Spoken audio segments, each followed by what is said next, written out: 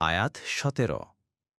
الصابرين والصادقين والقانتين والمنفقين والمستغفرين بالأسحار অনুবাদ তারা ধৈর্যশীল সত্যবাদী অনুগত ব্যয়কারী এবং শেষ রাতে ক্ষমাপ্রার্থী তাফসির ১ নং ফুটনোটের বিবরণ আবু হুরাইরা রাদিয়াল্লাহু আনহু বলেন রাসূলুল্লাহ সাল্লাল্লাহু আলাইহি ওয়াসাল্লাম বলেছেন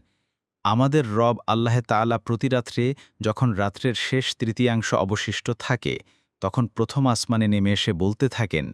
কে আমাকে ডাকবে যে আমি তার ডাকে সাড়া দিব কে আমার কাছে চাইবে যে আমি তাকে দিব কে আমার কাছে ক্ষমা চাইবে যে আমি তাকে ক্ষমা করে দেব বুখারী ১১৪৫ মুসলিম ৭৫৮